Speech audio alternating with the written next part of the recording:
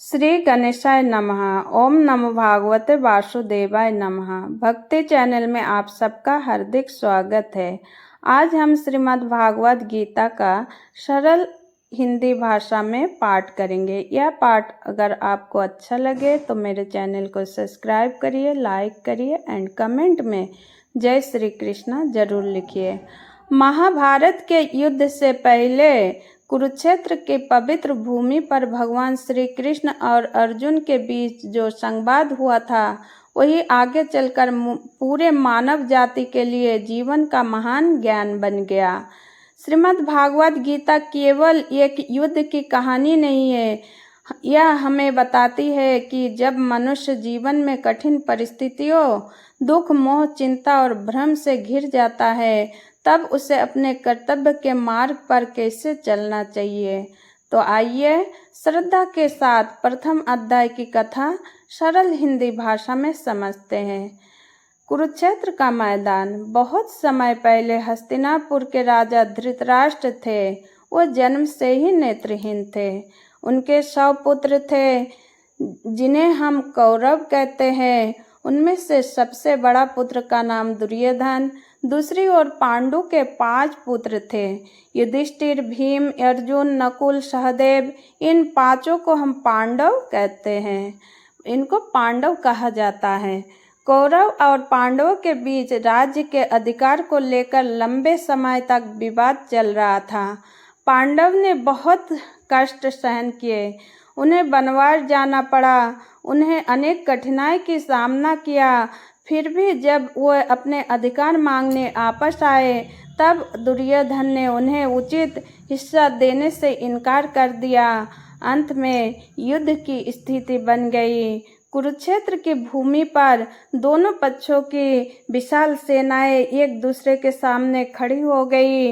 एक तरफ कौरवों की सेना, दूसरी तरफ पांडवों की सेना। इस युद्ध में अनेक महान योद्धा शामिल थे। कौरवों की ओर से भीष्म पितामह, गुरु द्रोणाचार्य, कर्ण अनेक शक्तिशाली योद्धा थे। पांडवों की ओर से अर्जुन, भीम, युधिष्ठिर अन्य वीर योद्धा थे और अर्जुन के सारथी बने थे स्वयं भगवान श्री कृष्ण। धृतराष्ट्र का प्रश्न। गीता का प्रथम अध्याय राजा धृतराष्ट्र के प्रश्न से ही शुरू होता है। धृतराष्ट्र संजय से पूछा, हे संजय, कुरुक्षेत्र धर्मभूमि युद्ध में युद्ध की इच्छा से एकत्र हुए मेरे पुत्र और पांडु के पुत्र ने क्या किया। धृतराष्ट्र स्वयं युद्ध भूमि को नहीं देख सकते थे, इसलिए भगवान व्यासदेव ने संजय को दिव्य दृष्टि प्रदान की थी। संजय दूर बैठे ही कुरुक्षेत्र के मैदान की घटना को देख और सुन सकते थे, इसलिए धृतराष्ट्र ने संजय को युद्ध भूमि का समाचार पूछा। दुर्योधन की चिंता। जब दुर्योधन ने पांडवों की सेना को देखा तो वह अपने गुरु द्रोणाचार्य के पास गया। दुर्योधन ने पांडवों की सेना में खड़े महान योद्धाओं का वर्णन किया।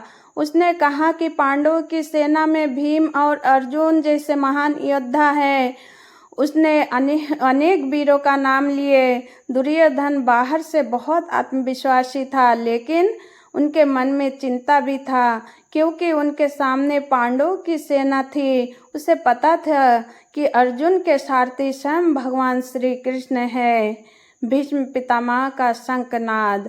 कौरवों की सेना के बीच में थे भीष्म पितामह ने जब जोर से अपना शंख बजाया, उनके शंख की आवाज़ से पूरा युद्ध क्षेत्र गूंज उठा। इसके बाद कौरव सेना के अन्य योद्धाओं में शंख और नगाड़े अनेकों प्रकार के वाद्य बजाए। पूरा कुरुक्षेत्र युद्ध की घोषणा से गूंजने लगा। भगवान श्री कृष्ण और अर्जुन का शंखनाद। अब पांडव की ओर से भगवान श्री कृष्ण और अर्जुन ने अपने अपने शंख बजाए।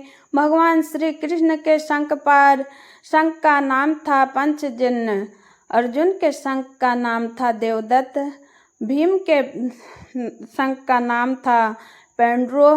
युधिष्ठिर के अनंत विजय नाम का शंख बजाया। इन्हीं शंखों के ध्वनि से कौरवों का हृदय भय उत्पन्न होने लगा। अर्जुन की इच्छा। अब अर्जुन ने भगवान श्री कृष्ण से कहा, हे कृष्ण मेरे रथ को दोनों सेनाओं के बीच ले चलिए। अर्जुन चाहते थे कि वह देख सके कि किस योद्धा किसके साथ उनको युद्ध करना है। भगवान श्री कृष्ण ने अर्जुन के बात मान ली। उन्होंने रथ को दोनों सेनाओं के बीच ले जाकर खड़ा कर दिया और भगवान श्री कृष्ण ने अर्जुन से कहा, हे पार्थ, इन एकत्र हुए कुरुवंशियों को देखो।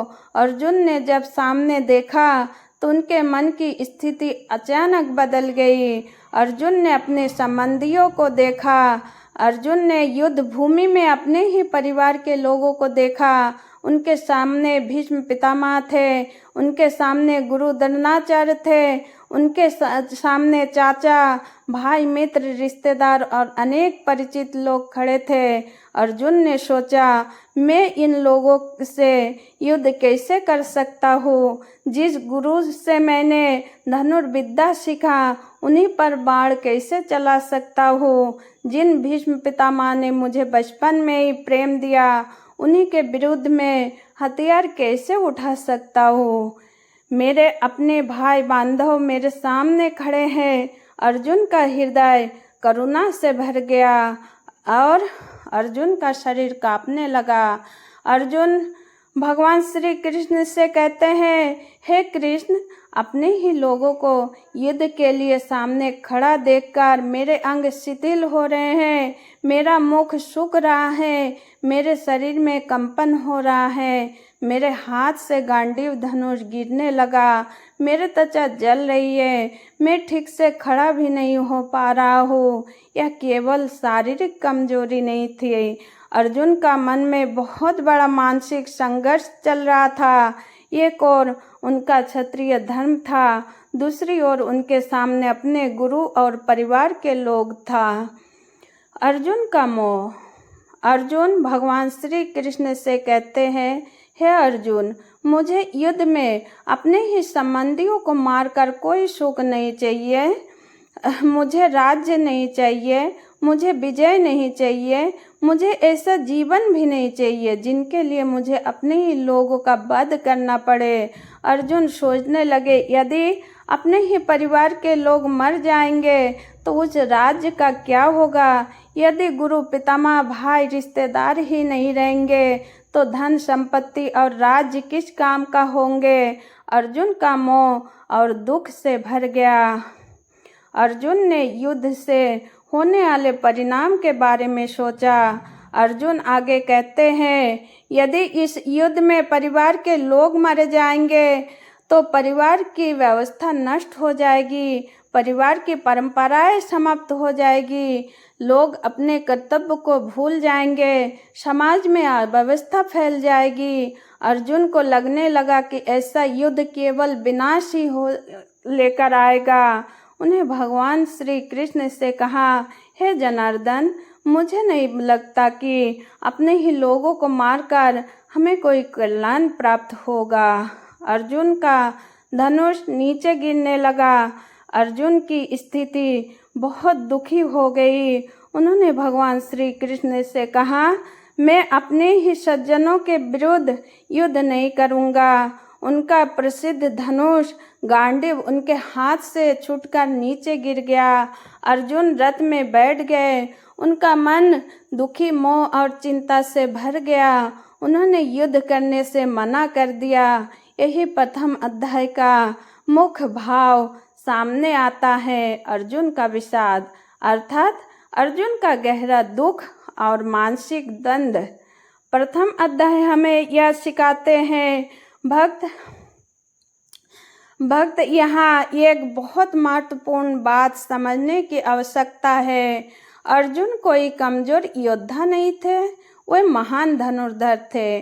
उन्होंने अनेक युद्ध जीते थे। उनके पास शक्ति थी, साहस और अनुभव था। लेकिन जब जीवन में ऐसी परिस्थिति जिसमें सामने अपने ही लोग खड़े थे, तब अर्जुन भी भ्रमित हो गए। हमें यह बताता है मनुष्य कितना भी शक्तिशाली क्यों ना हो, परिस्थितियां में उनका मन विचलित हो सकता है। कभी कभी हमारे जीवन में भी ऐसा होता है, हमारे सामने कई कठिन निर्णय आता है, हमें समझ नहीं आता क्या सही और क्या गलत। मन एक बात कहता है और दूसरी ओर बुद्धि दूसरी बात करता है। हम चिंता करने लगते हैं, हम डरने लगते हैं, हम भविष्य के बारे में सोचकर परेशान होने लगते हैं। ऐसी स्थितियाँ हमें भी अर्जुन की तरह किसी सही मार्गदर्शक की आवश्यकता होती है। भगवान श्री कृष्ण का महत्व है। अर्जुन के जीवन में सबसे बड़ी बात यह थी कि उनके पास भगवान श्री कृष्ण थे। अर्जुन ने अपनी परेशानी छिपाई नहीं, उन्होंने भगवान के सामने अपना मन खोल दिया। यही बहुत बड़ी सीख है। जब मन परेशान हो, अपनी समस्या को दबाने के बजाय कोई सही व्यक्ति के सामने रखना चाहिए। अर्जुन ने भगवान श्री कृष्ण को कहा, अर्जुन ने भगवान श्री कृष्ण से कहा कि उनका मन भ्रमित है। आगे आने वाले अध्याय में भगवान श्री कृष्ण अर्जुन को कर्म, आत्मा, ज्ञान, भक्ति, योग और जीवन का सत्य का उपदेश देते हैं। लेकिन उस महान ज्ञान की शुरुआत अर्जुन के प्रश्न और उनके विषाद से ही होती है। अर्जुन का विषाद से ज्ञान की शुरुआत हुई। प्रथम अध्याय का नाम अर्जुन विषाद योग। यह सुनकर प्रश्न हो सकता है कि दुख को योग क्यों कहा गया, क्योंकि अर्जुन का दुख ही उन्हें भगवान श्री कृष्ण के शरण में ले गया। अगर अर्जुन के मन में प्रश्न पैदा ना होता तो शायद ये भगवान से वह ज्ञान ना पूछते। इसलिए कभी कभी जीवन की कठिन परिस्थितियां भी हमें सही ज्ञान की ओर ले जाती हैं। हमारे जीवन में भी कई परेशानी आती है, तो हमें यह नहीं सोचना चाहिए कि सब कुछ समाप्त हो गया। हो सकता है वही कठिन समय हमें जीवन की कोई बड़ी सीख देने आया हो। प्रथम अध्याय का संदेश। श्रीमद् भागवत गीता का प्रथम अध्याय हमें महत्वपूर्ण बातें सीखने को मिलती हैं। पहले सीख, मनुष्य को कठिन परिस्थिति में घबरा कर निर्णय लेना नहीं चाहिए। दूसरी, मोह और भावनाओं के कारण अपने कर्तव्य को भूलना नहीं चाहिए। तीसरा सीख, जब मन भ्रमित हो जाए तो किसी योग्य और विश्वसनीय मार्गदर्शक की सलाह लेनी चाहिए। चौथी सीख, अपने मन की परेशानी को स्वीकार करना कमजोरी नहीं। अर्जुन ने स्वीकार किया तो वे भ्रमित है। यही स्वीकार आगे चलकर उन्हें ज्ञान का कारण बना। आज के गीता का महत्व। आज हमारे सामने कुरुक्षेत्र का युद्ध नहीं, लेकिन हर व्यक्ति के जीवन में अपना अपना कुरुक्षेत्र जरूर है। किसी के सामने परिवार की समस्या है, किसी के सामने नौकरी की चिंता है, किसी के सामने आर्थिक परेशानी है और किसी के सामने भविष्य की चिंता है, किसी को रिश्तेदारों की चिंता है। और कभी कभी हमें भी अर्जुन की तरह सोचने लगते हैं, मैं क्या करूं, कौन सा रास्ता सही है, मेरे जीवन में आगे क्या होगा। ऐसे समय में गीता हमें मन को स्थिर करने और अपने कर्तव्य को समझने का प्रेरणा देती है। भगवान श्री कृष्ण की शरण। अर्जुन ने अंत में अपना अहंकार छोड़कर भगवान श्री कृष्ण के सामने अपना समस्या रखी। यही भाव आगे गीता का दूसरे अध्याय में स्पष्ट होता है। अर्जुन भगवान से मार्गदर्शन मांगते हैं और फिर भगवान श्री कृष्ण उन्हें यह ज्ञान देते हैं। अब हजारों वर्षों बाद भी पूरी मानवता के लिए मार्गदर्शक है। गीता हमें यह संदेश देती है कि परिस्थितियाँ चाहे कितनी भी कठिन क्यों ना हो, सही ज्ञान, सही दृष्टि, उनका सामना किया जा सकता है। समर्पण। श्रीमद् भागवत गीता का प्रथम अध्याय अर्जुन विषाद योग का सरल भाव अर्थ। कुरुक्षेत्र की भूमि पर युद्ध शुरू होने से पहले अर्जुन के मन में दुख, मोह और भ्रम उत्पन्न हुआ। यही आगे चलकर भगवान श्री कृष्ण का उपदेश का कारण बना। इसलिए जीवन में कभी परेशान हो, कभी हमें लगे कि कोई रास्ता नहीं दिखाई दे रहा है, तो हमें भगवान श्री कृष्ण का स्मरण करना चाहिए। जय श्री कृष्णा।